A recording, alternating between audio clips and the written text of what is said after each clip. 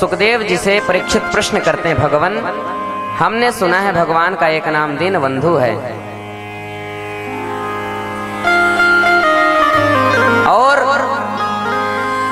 सिर्फ नाम ही है दीनबंधु कि भगवान ने कभी दीनों पर कृपा भी किया है? कृपा पूर्वक कहिए।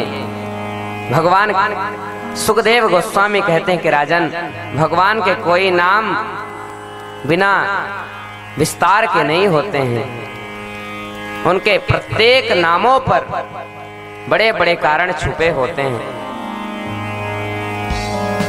भगवान का दीनबंधु नाम है तो उसमें भी एक बड़ा कारण है। सुनो, भगवान के एक मित्र थे, नाम था सुदामा। कृष्णस्यासीत सखा कश्चित ब्राह्मणो ब्रह्मवित्तमाः विरक्त इंद्रियार्थेषु प्रशांतात्मा जितेंद्रिय। सुखदेव जी ने उनके लिए इतने विश्लेषण लगाए सुदामा जी के बारे में। कहते हैं कि कृष्णस्यासीत सखा कश्चित, भगवान श्री कृष्ण के एक सखा हुए, ब्राह्मण थे, इतने में भी मन नहीं भरा तो ब्रह्मवित्तमः, ब्राह्मणों में भी उत्तम ब्राह्मण थे, इतने में भी मन नहीं भरा तो विरक्त का तात्पर्य गृहस्थ से विरक्त नहीं, इंद्रियों से विरक्त। इंद्रियों में रत नहीं थे, इंद्रियों के बस में नहीं थे, सारी इंद्रियाएं उनके बस में थीं। इंद्रियार्थेषु प्रशांतात्मा जितेंद्रियः, उनके घर में कुछ भी नहीं है फिर भी सदैव आनंदित रहते हैं, और इंद्रियों को अपने बस में करके रखने वाले हैं।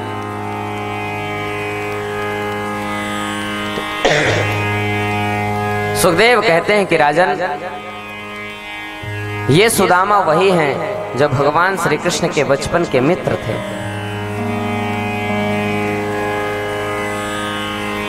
गुरु संग कपट मित्र संग चोरी, या हो निर्धन या हो कोढ़ी। संसार में सब करिए, मित्र से कभी चोरी मत करिए और अपने गुरु से कभी कपट मत करिए। जब हमारे मन में इन दोनों का प्रवेश हो जाता है तो समझ जाइए हमारे पतन का समय निश्चित आ गया है।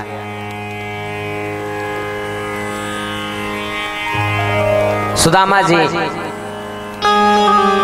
बचपन में भगवान श्री कृष्ण के साथ विद्यालय पर रहा करते थे और भगवान से परम मित्रता थी उनकी।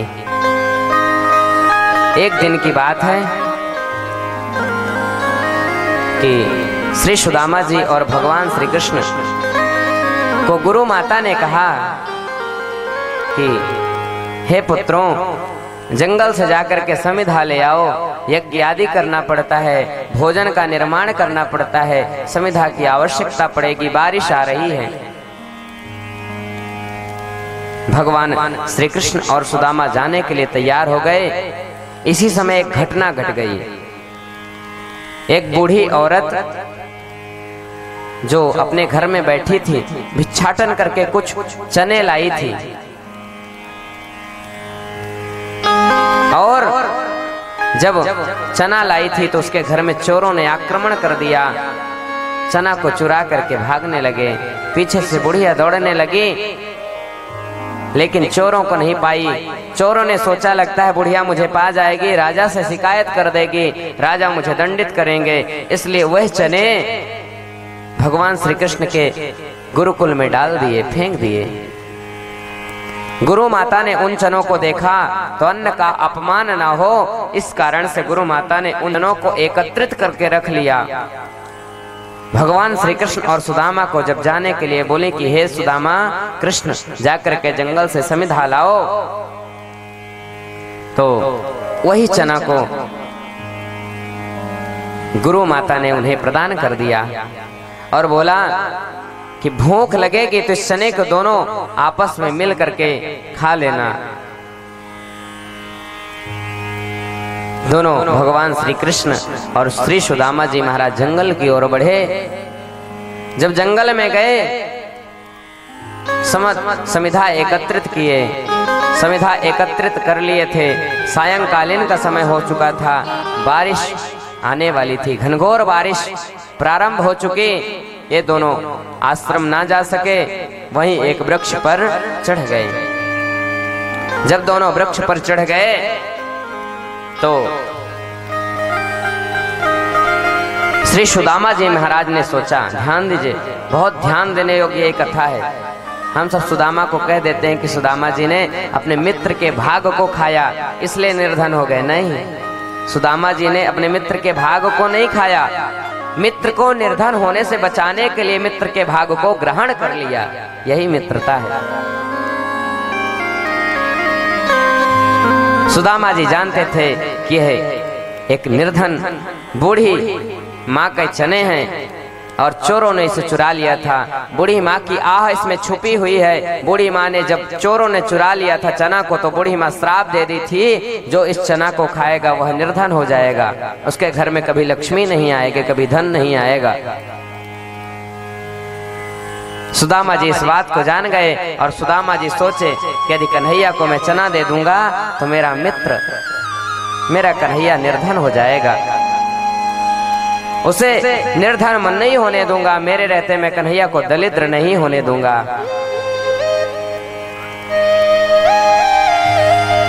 और श्री सुदामा जी महाराज सारे चने को अकेले ही खा गए। अपना भला करने के लिए आज तो बहुत मित्र हैं जो अपने मित्रों का उपयोग करते हैं, लेकिन अपने मित्र का कल्याण करने के लिए आज बहुत कम मित्र हैं। मित्र वह है जो अपने दुख को, पहाड़ जैसे दुख को धूल के कण के समान समझे और अपने मित्र के दुख को धूल के कण के समान हो, उस धूल के कण के समान वाले दुख को सुमेरु पर्वत के समान समझे। आज तो ऐसी दशा हो गई है, कभी यदि आपको आवश्यकता पड़ जाए किसी चीज की और मित्र को फोन लगा लो, उसे पता चल जाए कि किसी कारणवश मित्र फोन लगा रहा है तो आपका फोन भी नहीं उठाने वाला।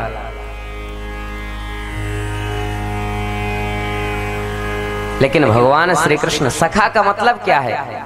सखा को उल्टा कर दीजिए, बन जाएगा खास। जो खास हो वही तो सखा है। आपके जीवन की हर बुराइयों को जानता हो वो और हर अच्छाइयों को जानने वाला व्यक्ति ही आपका खास हो सकता है, और जो खास होगा वही सखा हो सकता है। सखा सब व्यक्ति नहीं बन सकते।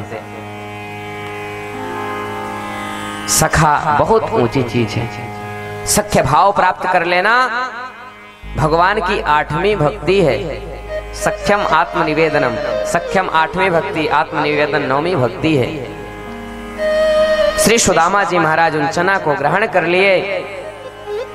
भगवान श्री कृष्ण पूछे, सुदामा भूख लगी है, कुछ चने हैं? उनसे एक गलती हो गई, उन्होंने झूठ बोल दिया, कन्हैया वे चने तो गिर गए हैं।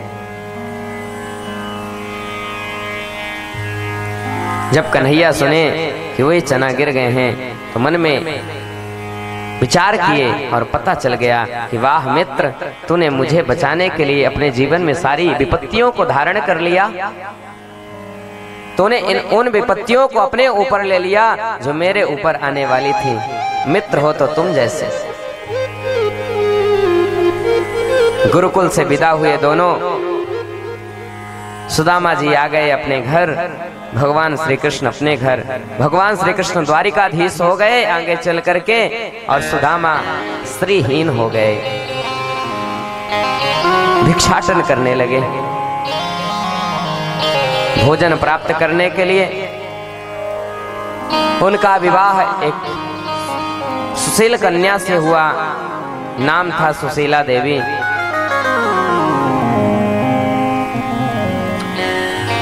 सुदामा जी महाराज के यहाँ संतति भी उत्पन्न हो गई, संतानें भी आ गईं, लेकिन उन संतानों को भोजन कराने की क्षमता सुदामा जी के घर में नहीं थी।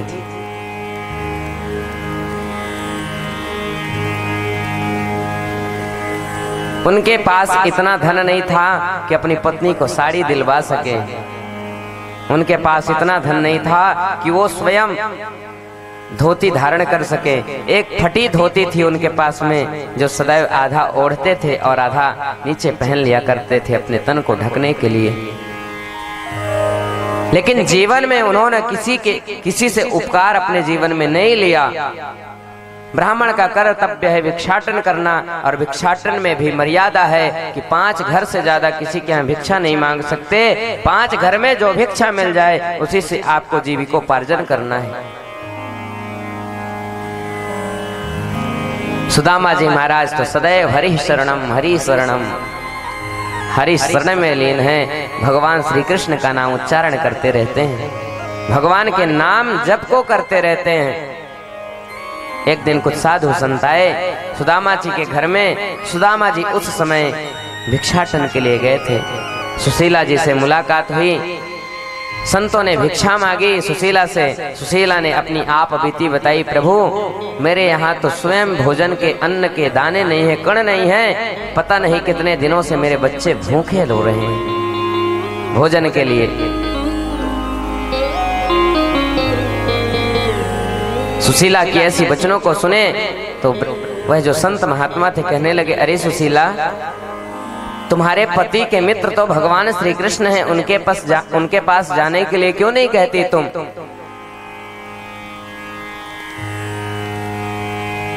सुशीला जी को बड़ा आश्चर्य हुआ। आज हमारे यहाँ हम किसी नेता से हमारी मित्रता ना हो, कहीं से संपर्क भी हो जाए तो हम सबको गा गा के चिल्ला चिल्ला के कहते हैं, अरे भैया ऐसे व्यक्ति हमारे मित्र हैं। लेकिन सुदामा जी के जगत नियंता जगदीश साक्षात मित्र हैं, लेकिन उन्होंने आज तक अपने पत्नी को भी नहीं बताया कि कन्हैया मेरे मित्र हैं। घर आए सुदामा जी, मैया सुशीला ने निवेदन किया कि प्रभु एक बात बताइए, कृष्ण भगवान आपके मित्र हैं क्या? सुशीला से भगवान श्री सुदामा जी ने कहा, हाँ देवी, कन्हैया तो मेरे बचपन का मित्र है, तुम्हें कैसे पता चला? सुशीला जी ने सारी वृत्तांत कह दी। अब श्री कृष्ण से मिलने के लिए सुदामा जी के मन में भी उत्कंठा जागृत हो गई। इधर सुशीला जी ने कहा कि हे प्रभु, आप एक बार अवश्य अपने मित्र के पास में चले जाइए। यदि आप जाएंगे ना तो हो सकता है कि आपके मित्र कृपा कर दें, और जब कृपा कर देंगे तो मेरे बच्चों को भोजन की कभी लालसा नहीं होगी, वे कभी कोई चीज को लालायित नहीं होंगे। सुदामा जी जब इस बात को सुने उन्हें बड़ा दुख हुआ। अरे देवी, तुम मित्र के यहाँ किसी चीज को मांगने के लिए भेज रही हो? यदि तुम ये कहती कि जाओ दर्शन करने के लिए चले जाओ, मैं अवश्य चला जाता देवी, लेकिन मैं कभी भी कुछ मांगने के उद्देश्य से कृष्ण के पास नहीं जाऊंगा। भले वो जगत नियंता जगदीश है, उसे कुछ देना होगा तो वो जानता है, अंतर्यामी है, सब कुछ मुझे यही प्रदान कर देगा, मुझे उसके पास जाने की आवश्यकता नहीं है। और जब सुशीला जी जान गई कि मेरे पति इस बात को नहीं मानेंगे, तो सुशीला जी कहने लगी, हे प्रभु, भले ही आप कुछ मांगने के उद्देश्य से ना जाओ, आप तो दर्शन करने के उद्देश्य से ही चली जाओ। सुदामा जी महाराज के मन में भी बड़ी इच्छा जागृत हुई। ध्यान दीजिए, सुदामा जी महाराज दरिद्र नहीं है। असंतुष्टो ही दरिद्रो वा विशाल तृष्णा। दरिद्र उसे कहा गया है जो असंतुष्ट हो, जिसके अंदर संतोष ना हो उसे दरिद्र कहा गया है। सुदामा जी महाराज तो परम संतुष्ट हैं हर चीज में, जिस देश में, जिस वेश में, जहां भी प्रभु रख लो मैं वहां रहने के लिए तैयार हूं। मुझे कोई चीज की व्यवस्था नहीं, जैसे तुम रखोगे उस व्यवस्था में मैं रहने के लिए तैयार हूं। मैं अपने से अपनी व्यवस्था के लिए तुमसे कभी निवेदन नहीं करूंगा। अरे उस मित्र का भी क्या मतलब जब मुझे हर चीज के लिए तुमसे निवेदन करना पड़े? उस मित्रता का भी क्या मतलब? सुखदेव गोस्वामी कहते हैं कि राजन, श्री सुदामा जी महाराज तो परम विरक्त त्यागी तपोनिष्ठ हैं, लेकिन उनकी पत्नी जो है वो असंतुष्ट है। इसलिए भागवत जी में उन्हें कहा गया, दरिद्रा सीद माना सा बेपमाना ही गम्य सा। जो असंतुष्ट है उसे ही दरिद्रा कहा गया है। श्री सुदामा जी महाराज से जब बोले कि हे प्रभु आप तो चले जाओ भगवान से मिलने के लिए, तो सुदामा जी कहते हैं देवी हमारे घर में तो कुछ भी नहीं है। कभी मित्र के घर जाओ, कभी भागवत कथा को श्रवण करने के लिए जाओ, कभी गुरु के घर जाओ, कभी अपने भांजे के घर जाओ, तो खाली हाथ मत जाना। क्यों? क्योंकि यदि कुछ लेकर के जाओगे तो उनको अंश की प्राप्ति होगी और वे तुम्हें आशीर्वाद प्रदान करेंगे। देवी मेरे पास तो कुछ भी नहीं है देने के लिए। आज पहली बार सुशीला अपने घर से निकली और अपने पड़ोसियों से कुछ मुट्ठी तंदुल मांग करके, चावल मांग करके लाई, और चावल मांग करके लाती हैं लेकिन बांधने के लिए कोई कपड़ा नहीं है। क्या इतनी दयनीय स्थिति हमारे जीवन में हुई है कभी? नहीं। इतनी दयनीय स्थिति के बाद भी कभी सुदामा जी महाराज ने प्रभु से शिकायत नहीं की कि प्रभु तुमने मुझे इतना कष्ट दिया है। इतना सब कुछ होने के बावजूद भी प्रभु से कभी उन्होंने शिकायत नहीं किया। आज सुशीला जी ने पड़ोसियों से चावल मांगी और चावल लाई, अपनी साड़ी के पल्लू को फाड़ी और फाड़ करके बांधने का प्रयास की। एक तरफ से गांठ लगाती हैं, दूसरे तरफ से फट जाता है वह पल्लू।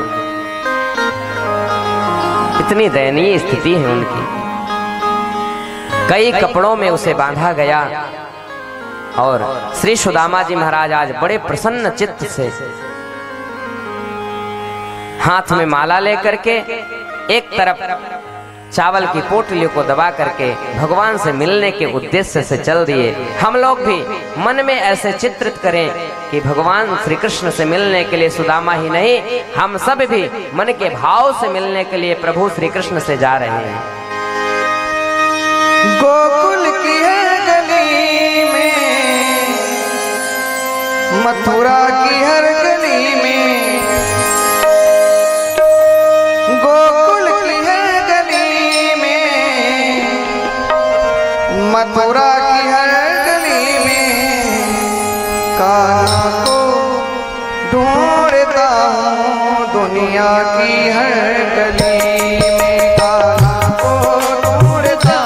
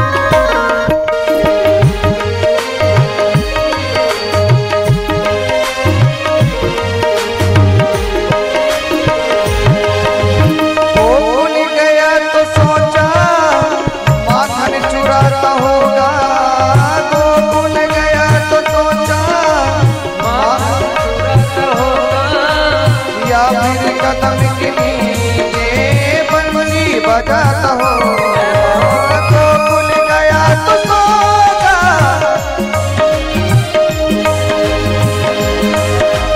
गोकुल गया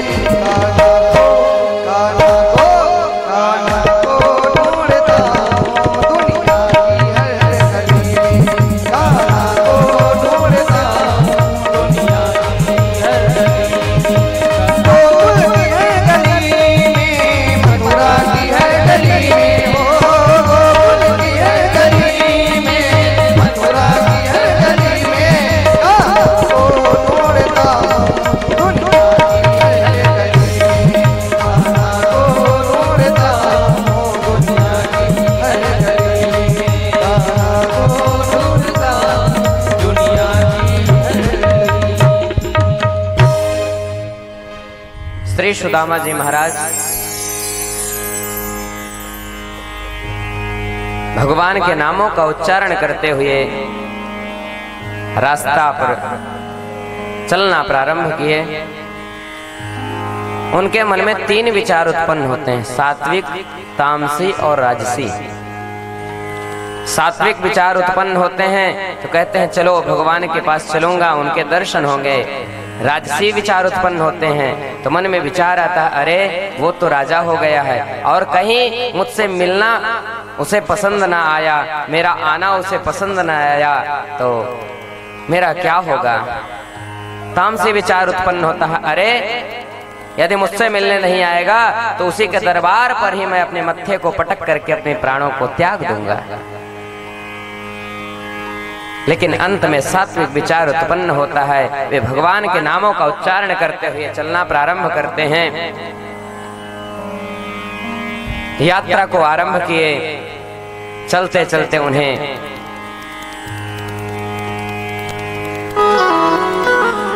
एक स्थान मिला, नदी का किनारा था, बट का पेड़ था, उसी के नीचे में वे गए और जैसे ही बैठे उन्हें नींद लग गई। जब नींद लगी उन्हें तो बड़ा सुख मिला। नींद से जब खुले तो उन्होंने देखा कि नाव नदी के किनारे में लगी हुई है और नाविक उस नाव पर बैठा हुआ कह रहा है कोई इस पार से उस पार चलना हो तो चल सकता है। सुदामा जी पूछे भैया उस पार जाने के लिए क्या रुपए लोगे? मेरे पास तो कोई रुपए नहीं है, कोई धन नहीं है तुम्हें देने के लिए और मुझे कृष्ण की द्वारिका जाना है। नाविक बोला कि भैया तुम मुझे कुछ मत देना, अपनी सुंदर वाणी से भगवान के नामों का उच्चारण करवा देना, मुझे कुछ देने की आवश्यकता नहीं है। सुदामा जी महाराज प्रसन्न हो गए और भगवान के गुणानुवादों का वर्णन करते हुए वे नदी के उस पार पहुंचे। नदी के उस पार जब पहुंचे तो पुनः उन्हें विश्राम करने का स्थान मिला, शीतल छाया मिली, पुनः उन्हें नींद लग गई। जब आंखें खोले तो अपने आप को द्वारिकापुरी में पाते हैं। चारों तरफ देखते हैं भीड़ लगी हुई है लोगों की। लोगों से पूछा भैया हमें द्वारिकापुरी जाना है, कोई रास्ता बता दो। तब सुदामा जी से लोग कहते हैं कि महाराज आप द्वारिकापुरी में ही है, द्वारिकापुरी में कहाँ जाना है आप बताइए। सुदामा जी कहते हैं मेरे बचपन का एक मित्र है, कृष्ण नाम है उसका, मैं उससे मिलने के लिए आया हूँ। सुदामा जी जब ऐसे बोले तो वहां के लोगों ने कहा अरे भैया कोई नाम होगा, कोई पता होगा, कोई स्थान होगा, मकान नंबर होगा, तब तो बता पाएंगे कृष्ण कौन है। बोले तुम कृष्ण को नहीं जानते? कृष्ण तो यहाँ के राजा हैं। वहां के लोगों ने देखा कि कृष्ण भगवान का ऐसे नाम ले रहा है और अपने आप को भगवान का मित्र भी समझ रहा है, कह रहा है। द्वारिका के लोगों ने उन्हें शांत कराया। अरे भैया वो जो यहाँ के राजा हैं वो उनके मित्र हो, उनका नाम लेने के पहले उनके नाम के आगे विश्लेषण लगाया जाता है। श्री श्री श्रीमान प्रातः स्मरणीय राजाधिराज योगिराज परब्रह्म श्री कृष्ण चंद्र महाराज। जो भी हो भैया नाम उसका, इतना बड़ा नाम तो मुझे याद नहीं होगा, तुम बता दो उसका पता क्या है। जो कि वल्लभाचार्य जी ने एक भाव दिया है यहाँ पर कि द्वारपाल रोकते हैं उन्हें, ऐसा भागवत जी में वर्णन नहीं है। भगवान श्री कृष्ण का धाम बतलाते हैं वहां के लोग और वह सीधे भगवान श्री कृष्ण के निवास स्थान पर पहुंच जाते हैं। भगवान श्री कृष्ण के जब निवास स्थान पर पहुंचते हैं तो वहां क्या देखते हैं कि भगवती रुक्मिणी सर पर कपड़ा रखी हुई हैं, भगवान अपने सिंहासन पर विराजमान हैं और भगवती रुक्मिणी उनके चरणों को दबा रही है। उस मर्यादा को देख करके सुदामा जी बड़े प्रफुल्लित हुए। भगवान श्री कृष्ण को पता चला कि मेरा मित्र, मेरा सखा मुझसे मिलने के लिए आया है। भगवान श्री कृष्ण आए और सुदामा जी को अपने हृदय से लगा लिया, गले से लगा लिया भगवान ने। और गले से लगा करके उन्हें सिंहासन पर बैठाए, सुंदर उनके चरणों को प्रक्षालन किया। चलते चलते सुदामा के पांव में कांटे गड़ गए थे ना, तो उनके पांव से रक्तपात हो रहा था।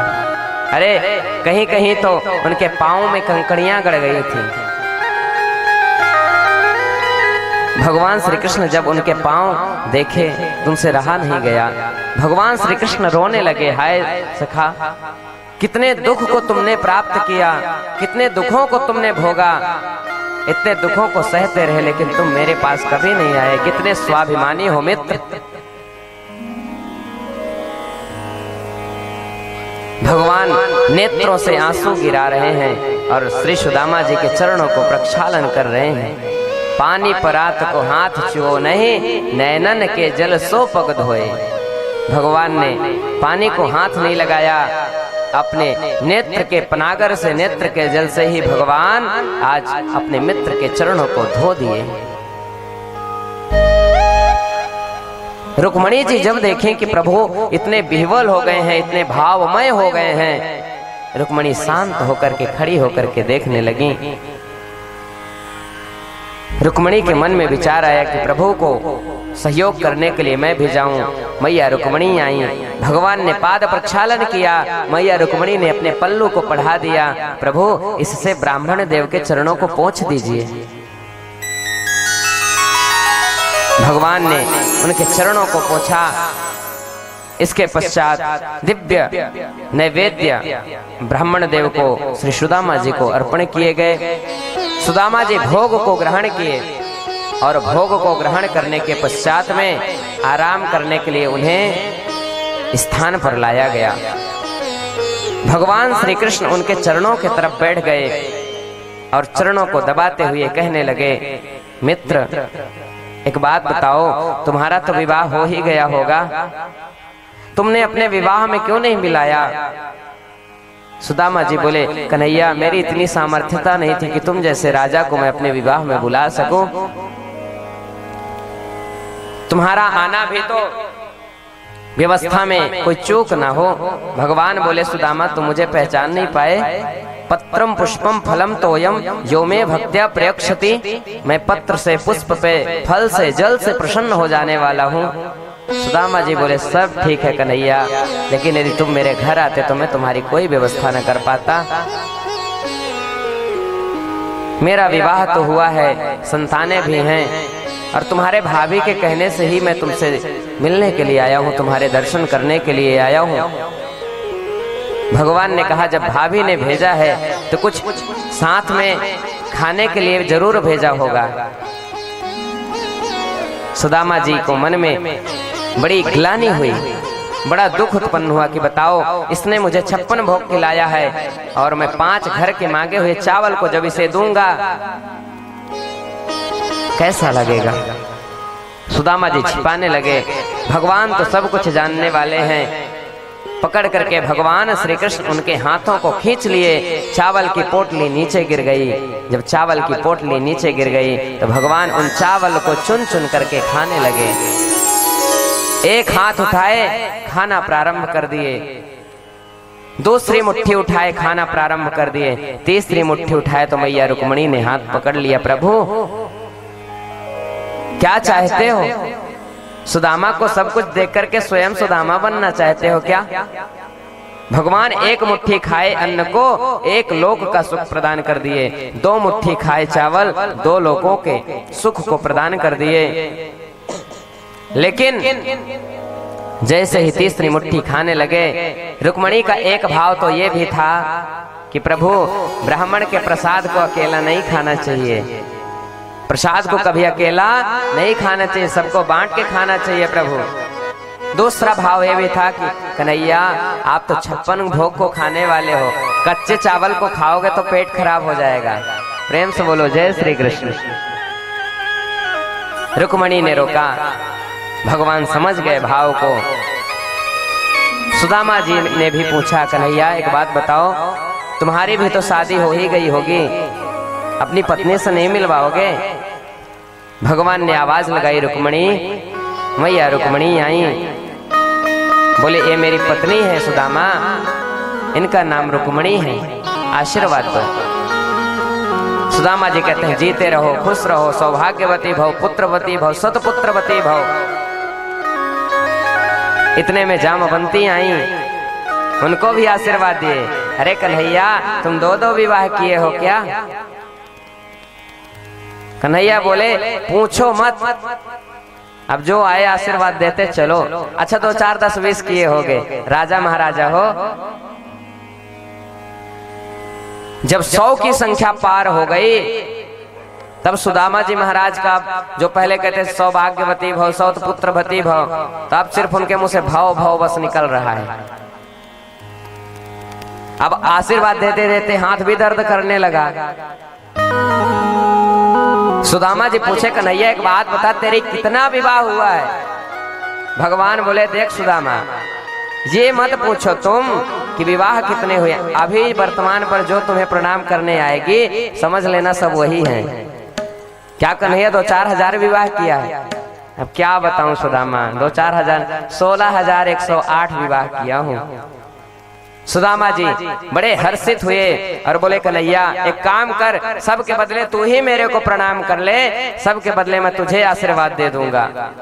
भगवान प्रणाम किए और भगवान को आशीर्वाद सुदामा जी महाराज प्रदान किए।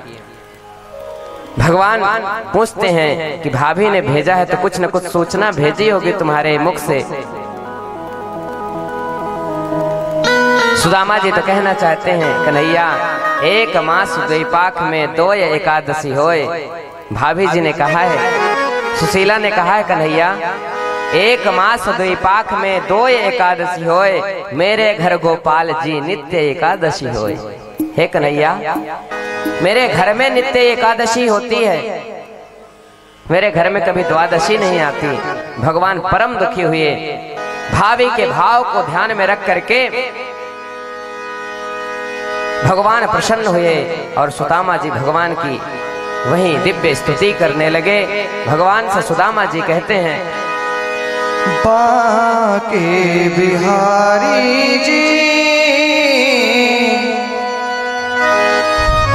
दूर करो दुख मेरा, बाके बिहारी जी दूर करो दुख। जो लोग चावल की पोटली लाए होंगे वो आकर के एक लोग आकर के भगवान पर चढ़ाते चले। कतार बंधाए, आप व्यवस्था ना फैलाएं, आकर के भगवान को चावल की पोटली चढ़ाते चले। दूरी करो दूरी करो मेरे वरदारी दूर करो।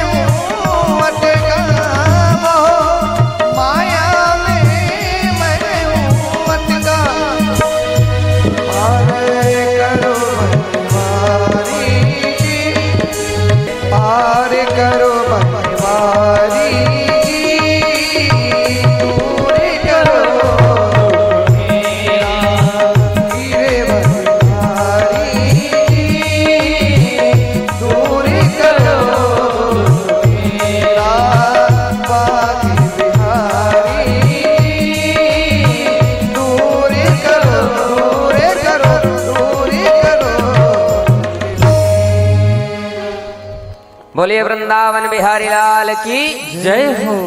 इस प्रकार से भगवान की दिव्य लीलाएं हुई और सुदामा जी महाराज के जमुख सुने।